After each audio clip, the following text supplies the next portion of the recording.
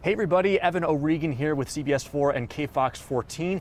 Right now at El Paso High School, home of the Tigers, and they have a rather large and big game on Friday night, taking on Austin High School, the Panthers, for the 94th edition of the Battle of the Claw. If you didn't know, it's actually the fourth oldest high school football rivalry in the entire state of Texas. So this is a humongous game for not only the Tigers, also the Panthers. Now, in recent history, the Austin Panthers have dominated this matchup, winning the last 5 games.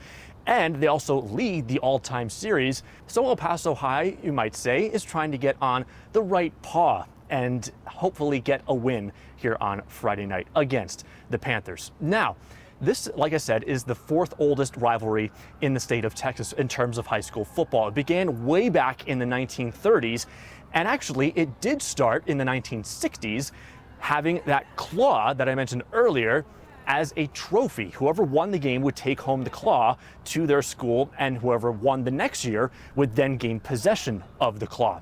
In the early 2000s, that claw was actually stolen, and it actually was never recovered. Since then, since 2003, when that claw was originally stolen, we've used a replica. So the replica trophy will be awarded to the winner here on Friday night. Now, since this is such a huge game, and it's the first game of the season for both of these high school teams, this place is going to be packed, and it's going to be loud. It's going to be an amazing playoff-like atmosphere. So if you can come out to the game, I highly recommend you do. Again, game time on Friday night is at 7 p.m. right here at El Paso High School, and you do not want to miss one of the oldest high school rivalries in the state of Texas and one of the biggest games of the season so far. I also got the chance to speak with Austin High School head coach Eric Pichardo and El Paso High School head coach Ray Aguilar ahead of Friday night's game.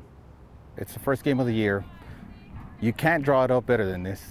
It's motivation for them, for us. They want to make a statement right away. We want to make a statement right away. But our kids got ready for this game a long time ago, and it's an actual building block towards the 8-game district that we have coming up. I'm extremely proud of these guys because they were here all summer. No excuses. They work hard for us.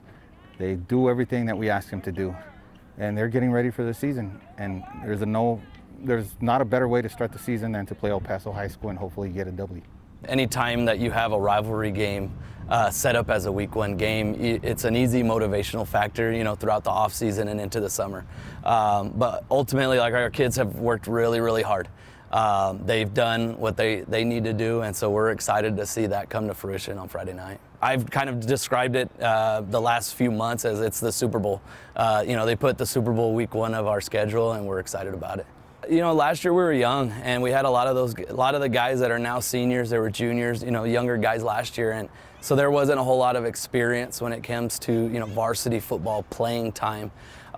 This year we have that experience back, and they got to experience, I guess, not winning it last year, and that feeling that kind of came with it, and it helped kind of fuel everything to help us get to the point where we are right now. We do expect to come out and compete and really give a good shot at it. I was joking around the other day, but they have enough claws to make two Panthers at this point, right? And so I think it's about time we bring it back home. And of course, it is going to be our game of the week here on CBS 4 and KFOX 14. We'll have all the highlights for you, as well as the final score in our later shows on Friday night. That's KFOX 14 News at 9 and also CBS 4 at 10.